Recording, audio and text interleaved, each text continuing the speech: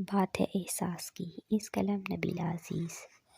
میں تمہیں طلاق دینا چاہتا ہوں۔ بہت دیر بعد سوالیہ نظروں کے جواب میں جو کچھ سردار گل ہاشم نے کہا وہ خانزادی شہرے کے لیے کسی دھماکے سے کم نہیں تھا۔ اس کے ہاتھ میں موجود کتاب لرز گئی۔ خانزادی، تم بلا مبالغہ بہت اچھی ہو، ایک انسان کے آئیڈیل سے بھی بڑھ کر ہو، اور سب سے بڑھ پلیز سردار سائیں، آپ اپنے مطلب کی بات کریں۔ بات کی ہیرا پھیری ہمیں اچھی نہیں لگتی، اس نے سختی سے کہتے ہوئے گل ہاشم کو روک دیا۔ میں صرف یہ کہنا چاہتا ہوں کہ جو بندھن ہمارے درمیان ہے وہ کسی بھی طرف سے خوشی اور محبت سے نہیں بندھا گیا، کیونکہ تم نے اپنے بھائیوں کی عزت، غیرت اور انا بلند رکھنے کے لیے ایک اندیکھے شخص کو قبول کر لیا، اور میں نے اپنی بہن کا گھر اجڑنے کے ڈر سے ایک انچاہی لڑکی کو اپنی زندگی میں شامل کر لیا۔ لفظ انچاہی پہ اس نے یکدم پلکیں اٹھا کر گل ہاشم کو دیکھا، جیسے کہہ رہی ہو، سردار سائیں مجھے انچاہی کہہ رہے ہو؟ یہ تمہاری ہی جرأت ہے سائیں، ورنہ میری اہمیت میرے بھائیوں سے پوچھو، جو تمہیں اس لفظ کی سزا دینے سے بھی گریز نہیں کریں گے۔ تم بھی مجبور ہو اور میں بھی مجبوری کے تقاضے پورا کر رہا ہوں، لیکن میں چاہتا ہوں تم اپنی زندگی اپنی مرضی سے جیو اور میں اپنی مرضی سے جیوں۔ گل ہاشم بات تو کر رہا تھا پر الجھ بھی رہا تھا کہ خانزادی شہرے کے سامنے اپنے مطلب کیسے واضح کرے کہ وہ طلاق کے باوجود اس کی مدد بھی کر دے۔ یہ سب تو آپ بالکل ٹھیک کہہ رہے ہیں، لیکن مجھے یہ بتائیے کہ اب آپ اس انچاہی سے کیا چاہتے ہیں؟ خانزادی، تم جانتی ہو کہ اگر میں تمہیں طلاق دوں گا تو مہربانوں کا گھر بھی اجڑ جائے گا۔ وہ مضطرب سے لہجے میں کہتا ہوا صوفے سے کھڑا ہو گیا۔ گویا آپ چاہتے ہیں آپ کی بہن کا گھر بھی نہ اجڑے اور آپ کا دل بھی آباد رہے۔ گل ہاشم نے چونک کر اسے دیکھا۔ ہاں سردار سائیں، میں انجان نہیں ہوں کہ آپ کے دل میں کوئی ہے، اگرچہ میں پہلے روز ہی جان گئی تھی، کیونکہ خانزادی شہرے کو نظر انداز کرنا کسی اندھے کے لیے بھی اتنا آسان نہیں تھا جتنا آپ نے کیا۔ پھر بھی میں آپ کے منہ سے سننا چاہتی تھی، میرے مقابل کوئی اور بھی ہے کیا؟ پوچھ سکتی ہوں وہ کون ہے جس کے سامنے خانزادی شہرے کی ذات قابل توجہ نہ ہوئی؟ اس کے لہجے اور انداز کی تمکنت یکدم امت کے سامنے آئی۔ ایسی کوئی بات نہیں، میں کسی کو بھی تمہارے مقابل نہیں ٹھہرا سکتا، تم بہت اچھی ہو، فرق صرف یہ ہے کہ میرا دل اس کی سمت مائل ہے۔ میں اسے بچپن سے محبت کرتا ہوں، میں شادی بھی اس سے کرنا چاہتا تھا، لیکن مہربانوں کی وجہ سے مجھے اپنا دل مارنا پڑا۔ گل ہاشم نے تیزی سے وضاحت دی، کیونکہ اس کے چہرے کے تاثرات بدل رہے تھے۔ اب آپ اپنا دل زندہ کرنا چاہتے ہیں؟ اس کے سوال پر وہ خاموش رہا تو وہ اس کے خاموش اعتراف کو فوراً جان گئی۔ انجام سوچا ہے آپ نے؟ انجام سے ہی تو ڈر لگتا ہے خانزادی، پلیز میری مدد صرف تم کر سکتی ہو، کیونکہ تمہیں طلاق دینے کی صورت میں مہربانوں کا گھر تباہ ہو جائے گا۔ میں تمہیں طلاق نہ دینے کی صورت میں میری زندگی تباہ ہو جائے گی۔ میں اپنی محبت حاصل نہیں کر پایا تو کبھی کسی سے محبت کرنے کے قابل نہیں رہوں گا۔ خانزادی، یہ سچ ہے کہ میں نے تم سے محبت کرنے کی کوشش کر چکا ہوں، مگر کامیاب نہیں ہو سکا۔ میرے دل میں تمہارے لیے کوئی جذبہ بیدار نہیں ہوا۔ تمہارے ہونے اور نہ ہونے سے میرے جذبات پہ کوئی اثر نہیں ہوتا، لیکن اگر میری محبت مجھے نہ ملی تو ہر چیز پہ اثر ہوگا، بلکہ بہت برا اثر ہوگا۔ وہ انتہائی شدت سے کہتا اسے کندھے سے پکڑ کر جھنجھوڑ چکا تھا۔ آپ مجھے طلاق دینا چاہتے ہیں، میں آپ کو روک نہیں رہی، مگر آپ اتنی وضاحتیں کیوں دے رہے ہیں؟ اس نے گل ہاشم کی آنکھوں میں دیکھا۔ کیونکہ مجھے تمہارے تعاون کی ضرورت ہے۔ کیسا تعاون؟ اپنے بھائیوں سے کہہ دینا کہ تم خود میرے ساتھ رہنا نہیں چاہتی، میں تمہیں اچھا نہیں لگتا۔ آپ کا دل آباد کرنے کے لیے اپنے دل کی بربادی کا سامان تیار کروں؟ اس کے دل سے ایک ہک اٹھی اور دھڑکنوں میں دب گئی، اور کچھ اس نے اچانک ہی ہتھیار ڈال دیے اور ہار مان لی۔ سردار گل ہاشم نے ٹھٹک کے دیکھا۔ اس کے چہرے کے تمام تاثرات مبہم ہو چکے تھے، جس سے وہ کوئی بھی نتیجہ اخذ نہیں کر سکتا تھا۔ نہیں، بس مجھے تمہاری اسی مدد کی ضرورت ہے اور میں اپنے گزشتہ تمام رویوں کی معافی مانگتا ہوں۔ اس کے علاوہ تم اس حویلی سے جو چاہو لے کر جا سکتی ہو۔ سردار سائیں، اس حویلی سے تمہارا دل تو میں لے نہیں سکی اور بھلا کیا لوں گی؟ دکھ کی لہریں اس کے دل اور دماغ میں اٹھ رہی تھیں، لیکن وہ ظاہر نہیں کرنا چاہتی تھی اور انتہائی آہستگی سے اس کے ہاتھ اپنے کندھوں سے ہٹا دیے۔ کل آپ کا مسئلہ حل ہو جائے گا، میں آپ کو اپنی قید سے آزاد کر دوں گی، وہ کہہ کر کمرے سے چلی گئی اور سردار گل ہاشم سرشار ہوا تھا۔ اب اس کی محبت اس سے دور نہیں تھی۔ ارے میرے جگر کا ٹکڑا آیا ہے مہربانو، میرا جگر گوشہ آیا ہے۔ خانزادی شہرے اپنی حویلی میں داخل ہوئی تو خانزادہ افراسیاب اسے دیکھ کر دور سے ہی بازو وا کیے قریب آئے تھے۔ شہرے ان کے سینے سے لگ گئی، دو آنسو بہہ کر ان کی چادر میں گم ہو گئے۔ لالا سائیں، اتنے دن ہو گئے، آپ میری طرف نہیں آئے، میں انتظار کرتی رہی، وہ ان سے الگ ہوتے ہوئے بولی۔ اتنے میں بھرجائی مہربانو بھی قریب آ چکی تھی۔ میری شہرے آئی ہے، وہ بھی اسے دیکھ کر چہک اٹھی تھی۔ ان سے گلے مل کر وہ ان کا حال احوال پوچھنے لگی، لیکن بھرجائی مہربانو کی نظریں گل ہاشم کو تلاش کر رہی تھیں۔ ہاشم نہیں آیا؟ انہوں نے پوچھا۔ آئے تھے، مجھے گیٹ تک چھوڑ کر چلے گئے، شاید کسی کام کی جلدی تھی، وہ نظریں چرا کر کہتی اندر آ گئی۔ سامنے ہی بڑی خانزادی اپنے تخت پر برجمان تھی۔ السلام علیکم اماں سائیں، قریب آ کر انہیں متوجہ کیا تو اچانک اسے سامنے دیکھ کر واری صدقے ہونے لگیں اور وہ ان سے مل کر سیدھی اپنے کمرے میں آئی۔ دروازہ بند کر کے بیڈ پر گرتے ہی اس کے ضبط کے تمام بند ٹوٹ گئے۔ وہ کل سے نڈھال ہو چکی تھی، آنسوؤں کا سیلاب اس کی پوری ہستی کو ڈبو رہا تھا۔ کتنی آسانی سے اس نے کہہ دیا کہ میں اس کے دل پہ بوجھ ہوں، وہ مجھ سے محبت کرنے میں کامیاب نہیں ہو سکا، میں انچاہی ہوں، میں اس کی حویلی سے کچھ بھی لے کر جا سکتی ہوں، میں اس کے ساتھ نہیں رہ سکتی، اس لیے کہ میں اسے اچھی نہیں لگی، میرے لیے اس کے دل میں کوئی بھی جذبہ بیدار نہیں ہو سکا، میرے ہونے نہ ہونے سے اسے کوئی فرق نہیں پڑتا، وہ مجبوری کے تقاضے پورا کر رہا ہے، اسے ہر چیز کی فکر تھی، اسے مہربانوں کا گھر اجڑنے کا خدشہ تھا، اسے اپنی زندگی تباہ ہونے کی فکر تھی، اسے میرے دل کی بربادی کا خیال کیوں نہیں آیا، اسے میری ہستی خاک میں ملانے سے خوف کیوں نہیں آیا، اسے میرا بھی خیال کرنا چاہیے تھا، اسے کسی اور کے دل کا خیال تھا، اسے اپنے دل کا خیال تھا، اسے میرے دل کا خیال کیوں نہیں آیا۔ وہ تکیہ چہرے پر رکھے تڑپ تڑپ کر روتی اپنی ہچکیوں کو دبا رہی تھی، کیونکہ اگر اس کی ان چیخوں کی آوازیں اس کے بھائیوں تک پہنچ جاتیں تو کھڑے کھڑے بھرجائی مہربانوں اور سردار گل ہاشم کی سزا کے آرڈر جاری ہو جاتے، اور وہ ایسا نہیں کرنا چاہتی تھی، اسے سب خود ہی چپ چاپ سہنا تھا، اپنے دل پر جبر کرنا تھا اور سردار گل ہاشم کے ساتھ تعاون کرنا تھا، اس کے دل کی دنیا بچانی تھی، چاہے اپنی اس کوشش میں اپنے دل کی دنیا ویران ہو جاتی۔ خانزادی شہرے 5 بھائیوں کی اکلوتی اور لاڈلی بہن تھی۔ ابھی وہ 1 سال کی تھی جب باپ کے سائے سے محروم ہو گئی تھی، لیکن اس کے بھائیوں نے اسے کبھی باپ کی کمی محسوس نہیں ہونے دی تھی۔ وہ اپنی ماں سے بھی زیادہ اپنے بھائیوں کے پاس خوش رہتی تھی۔ انہوں نے اپنے اصولوں اور قبیلے سے بغاوت کر کے اسے پڑھنے کی اجازت دے دی اور اس نے شہر جانے سے پہلے اپنے بھائیوں سے عہد کیا تھا کہ کبھی ان کی عزت پر حرف نہیں آنے دے گی، ہمیشہ ان کا سر فخر سے بلند رکھے گی، اور پھر ایسا ہی ہوا، انہیں بھی اس کی طرف سے شکایت نہیں ملی تھی۔ وہ اپنی بہن کو بہانے کے لیے بہت اونچے اونچے خواب دیکھتے تھے، مگر 2 سال پہلے قبیلے میں ہونے والی ایک جھگڑے نے ان کے خواب چکنا چور کر ڈالے تھے۔ خانزادہ افراسیاب اور خانزادہ وہاب سے 3 آدمی قتل ہو گئے۔ معاملہ جدی پشتی دشمنی کا چلا آ رہا تھا، جب ہی دشمنوں کی نیت میں فتور آ گیا اور اس نیت کی خبر خانزادہ افراسیاب کو پہنچ گئی۔ وہ مر بھی جاتے تو اپنی بہن کو دشمنوں کے ہاتھ میں نہیں سونپ سکتے تھے، لیکن پنچایت کے فیصلے کے مطابق وہ خون بہا دینے سے انکار بھی نہیں کر سکتے تھے، اس لیے دن رات سوچنے کے بعد ایک خیال آیا اور وہ پرسکون ہو گئے۔ مہربانو، اگر چھوٹی خانزادی کو تمہاری بھرجائی بنا دیں تو کیسا رہے گا؟ انہوں نے صوفے پر بازو پھیلاتے ہوئے انتہائی ٹھہرے ہوئے لہجے میں کہا۔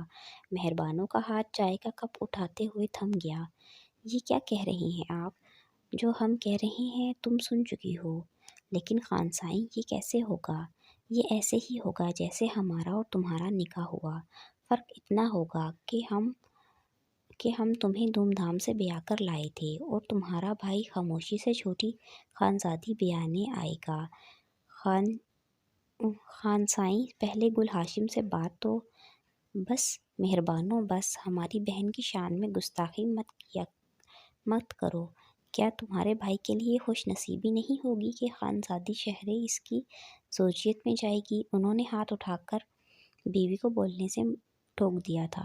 جی خان سائیں، یہ تو آپ بجا کہہ رہے ہیں، لیکن میرا کہنے کا مطلب صرف اتنا تھا کہ پہلے بات ہو جاتی پھر دیکھو نیک بخت، پرسوں پنچایت کا فیصلہ ہوگا، ہمارے پاس باتیں کرنے کا وقت ہرگز نہیں، ہمیں صرف عمل کرنے کی ضرورت ہے۔ صبح تم حویلی جاؤ اور رات کو اپنے بھائی کو ساتھ لے آنا، نکاح کے ساتھ ہی رخصتی کر دیں گے۔ اگر خون بہا کے لیے خانزادی کے رشتے کی بات ہوئی تو ہم کہہ دیں گے کہ خانزادی کا نکاح سردار گل ہاشم سے تبھی ہو گیا تھا جب ہماری شادی مہربانوں سے ہوئی تھی۔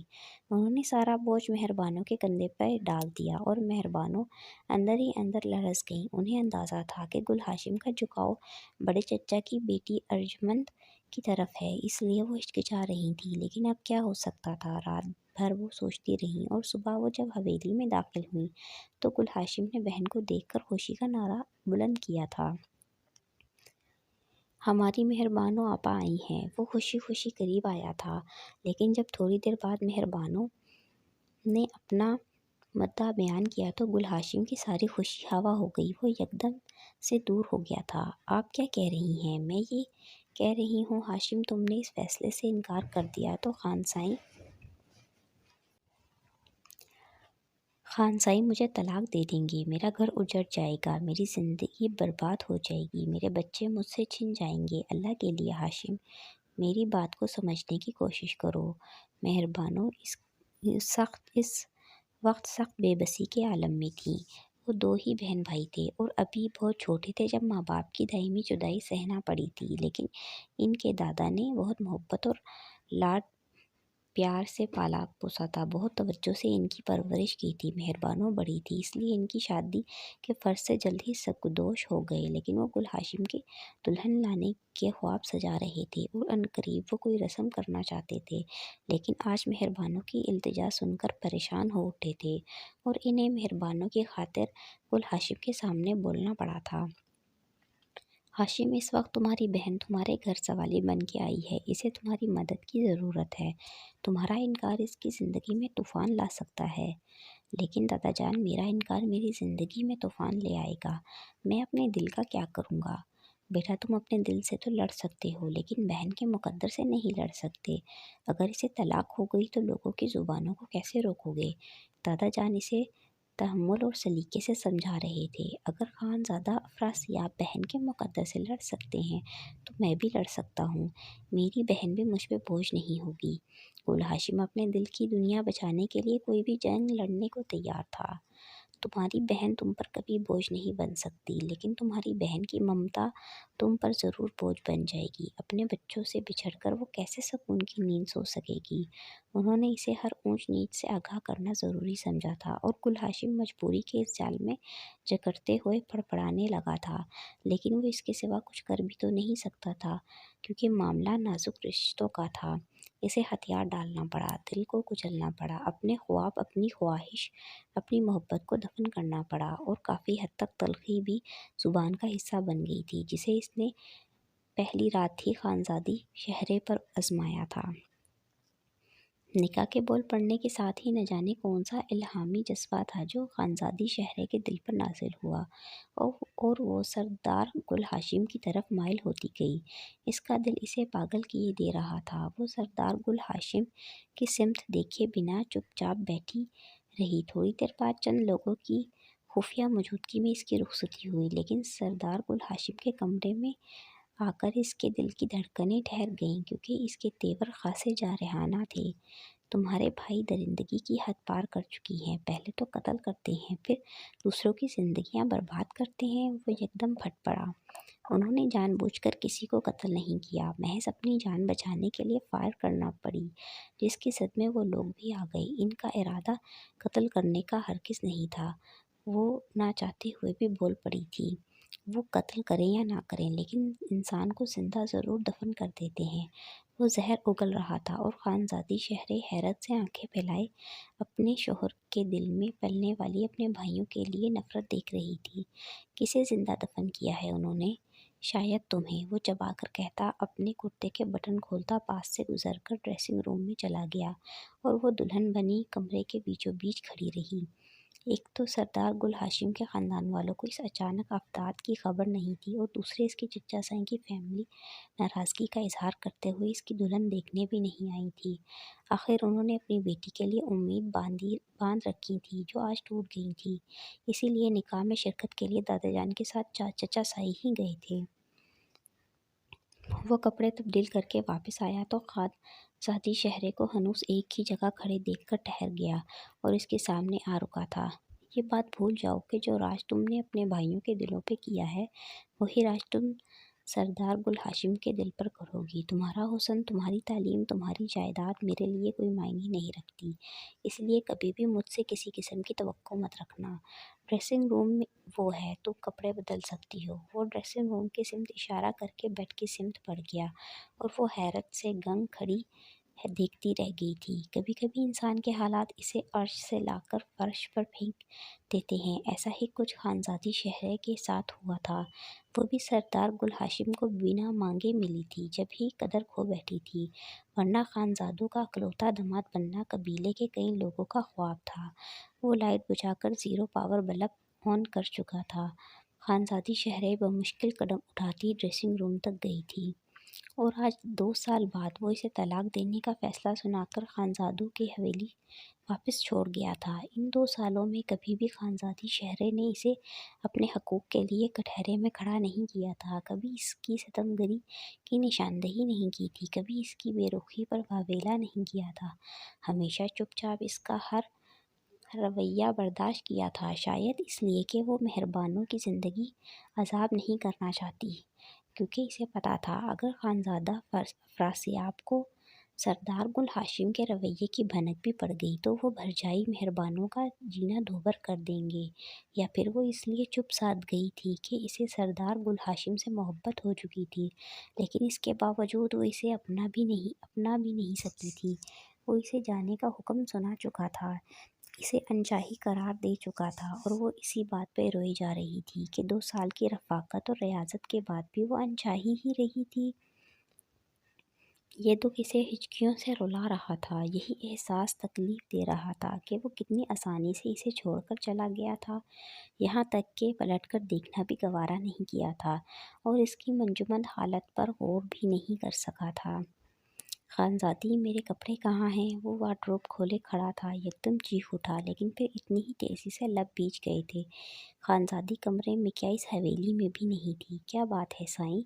ملازمہ اس کی دھاڑ سن کر بھاگی بھاگی آئی تھی۔ نہیں کچھ نہیں، وہ آہستگی سے کہتا وارڈروب کے پٹ چھوڑ کے پیچھے ہٹ گیا۔ انداز میں اچانک شائستگی اتر آئی تھی۔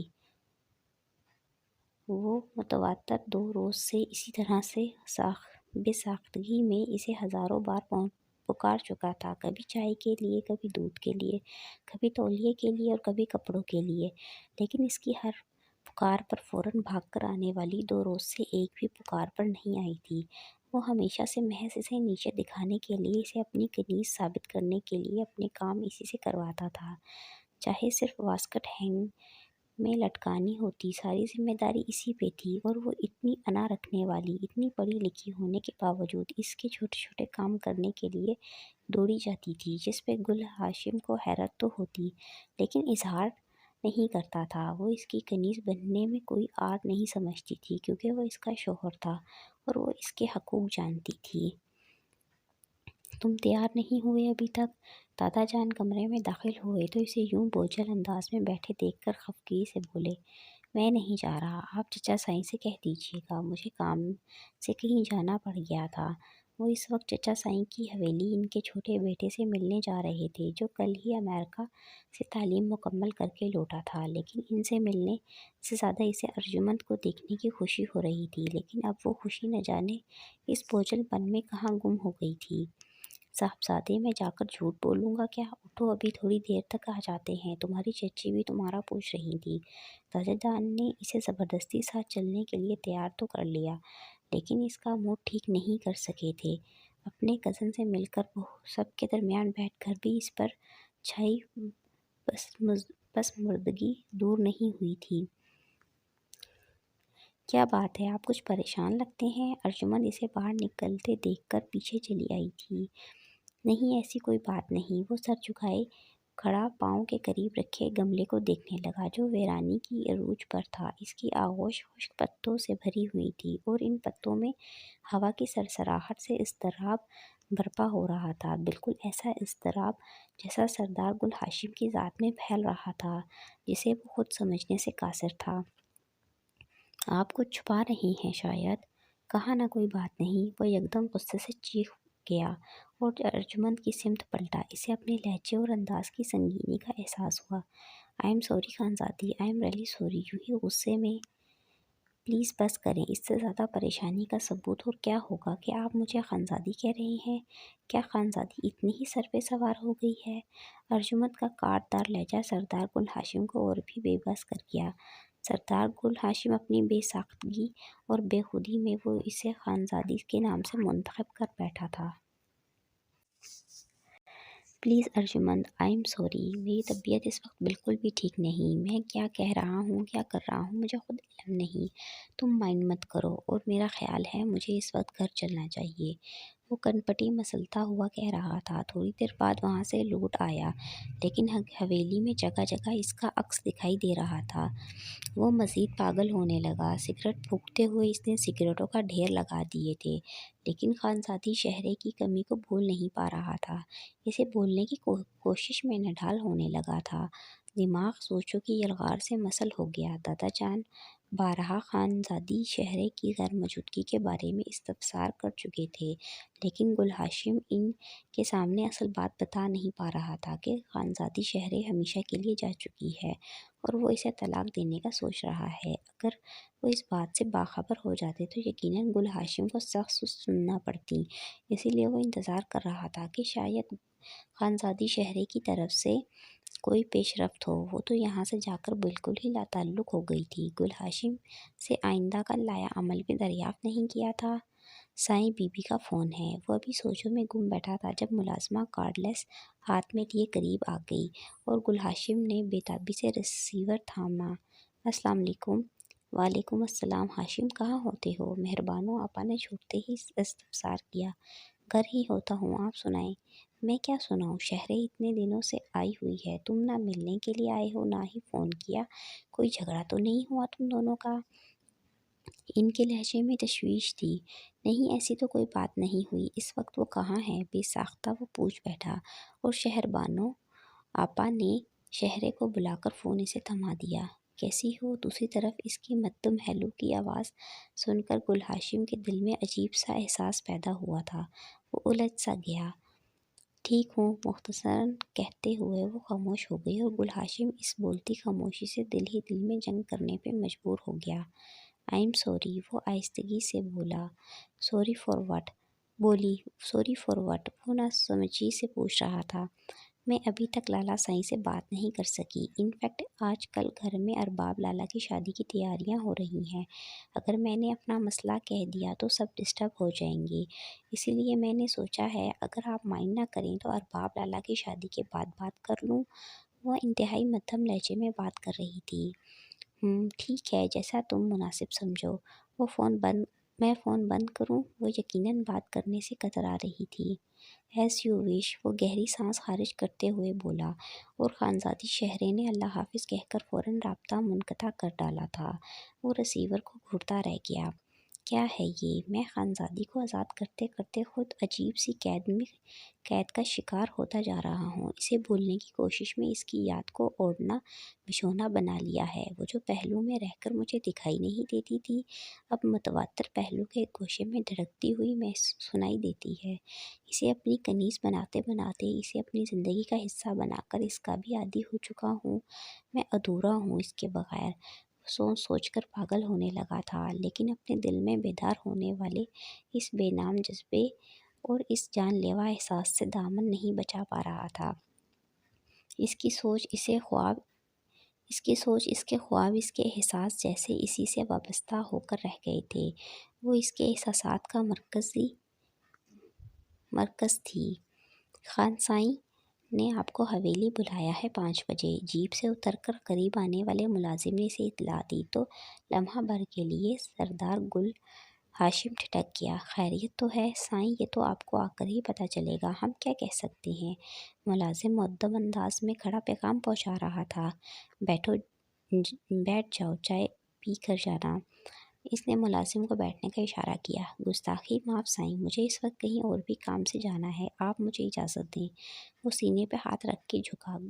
گل ہاشم نے سر ہلا کر اسے جانے کی اجازت دی اور اپنی مضبوط کلائی پر بندھی گھڑی دیکھی۔ ابھی دن کے 12 بجے تھے اور ابھی پورے 5 گھنٹے انتظار کا سامنا کرنا تھا۔ کہیں اس نے پہلے ہی بات تو نہیں کر ڈالی؟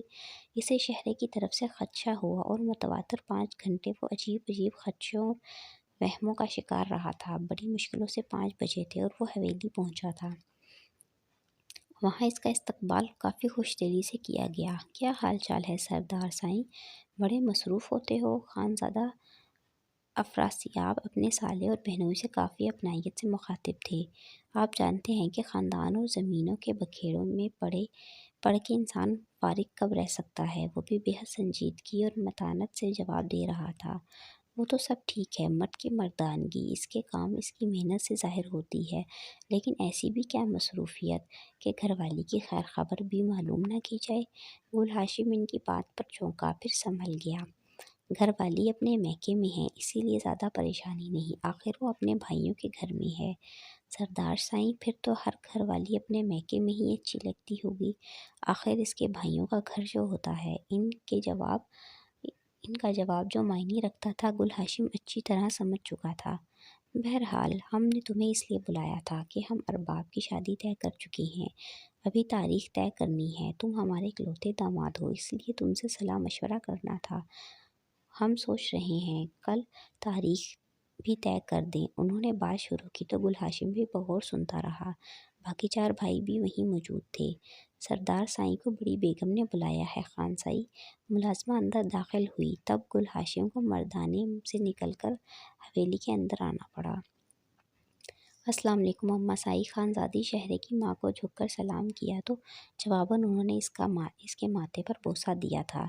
جیتے رہو، آباد رہو۔ وہ داماد کو دیکھ کر بہت خوش ہوئی تھی، کافی دیر حال احوال پوچھتی رہی اور وہ نہ جانے کیوں پہلو بدلتا لاشعوری طور پر خانزادی شہرے کی آمد کا انتظار کر رہا تھا۔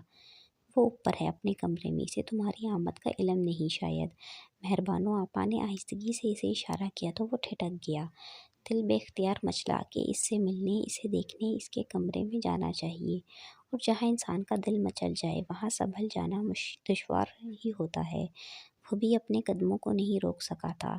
ان 2 سالوں میں پہلی مرتبہ وہ اتنے دن اس کی آنکھوں سے اوجھل ہوئی تھی، اور ان 2 سالوں میں پہلی مرتبہ وہ اس کے کمرے تک جا رہا تھا۔ پہلے کبھی ایسی نوبت نہیں آئی تھی۔ دستک کے جواب میں خاموشی ہی ملی تو دروازہ دھکیلنا پڑا جو کھلتا چلا گیا۔ اندر قدم رکھ کے اسے اندازہ ہوا کہ وہ کسی ریاست کی ملکہ کی خوابگاہ میں آ گیا ہو، جہاں ہر چیز ہی خواب دیدہ لگ رہی تھی، جہاں ایک قدم اٹھاتے ہوئے بھی سوچنا پڑ رہا تھا۔ سب کچھ ایک شان تمکنت سے سجا ہوا تھا، لیکن وہ خود نہ جانے کہاں تھی۔ وہ مضبوط قدم اٹھاتا اس کے بیڈ تک آ گیا۔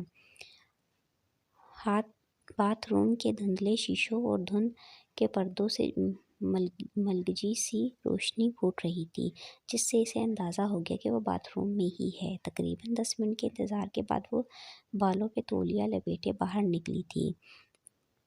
وہ اسے نہیں دیکھ سکی، لیکن گل ہاشم اسے دیکھ کر مبہوت رہ گیا تھا۔ شاید وہ اسے اس نظر سے پہلی بار دیکھ رہا تھا۔ وہ اپنی نگاہوں کا حصار اس کے گرد سے ہٹا نہیں سکا تھا، اور خانزادی شہرے مرتپش نظروں کی آن محسوس کر کے یکدم پلٹی تھی۔ گل ہاشم کو سامنے دیکھ کر بری طرح سٹپٹا گئی۔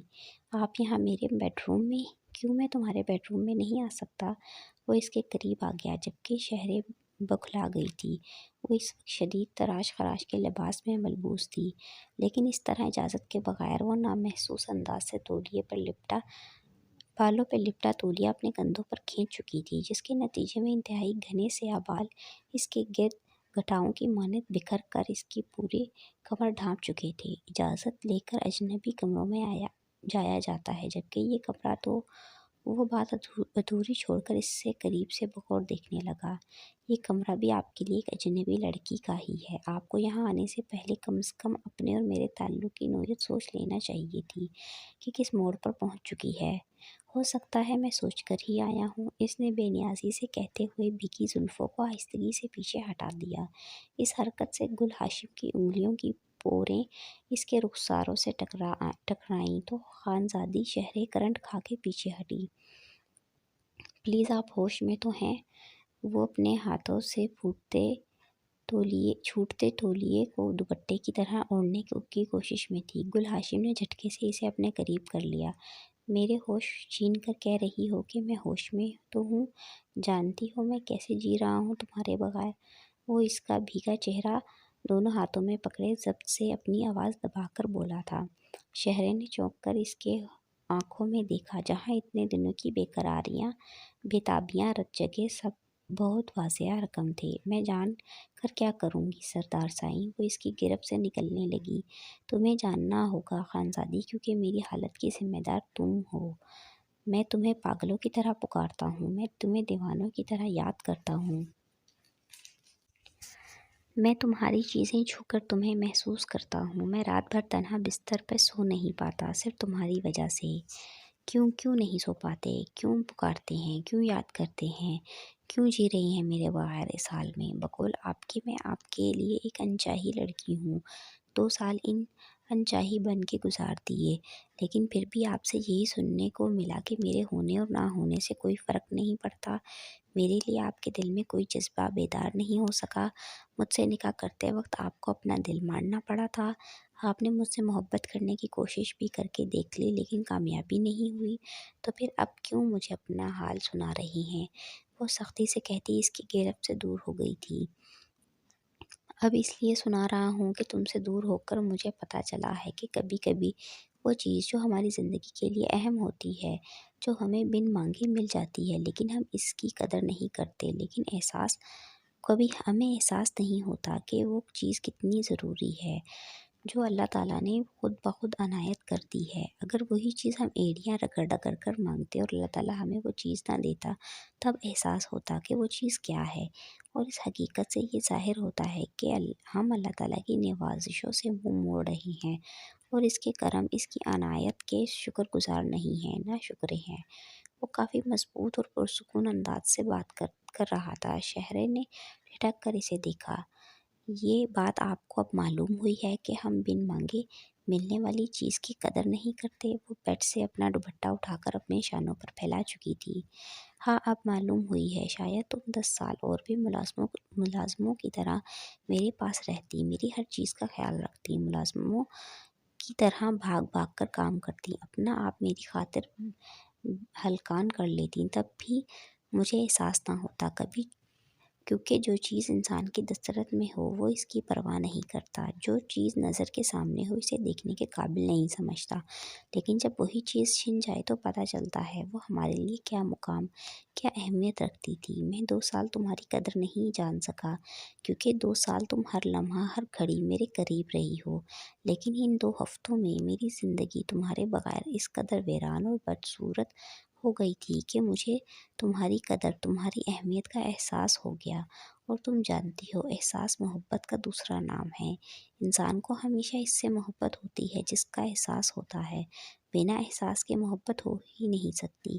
مجھے تمہارا احساس تمہاری دوری سے ہوا۔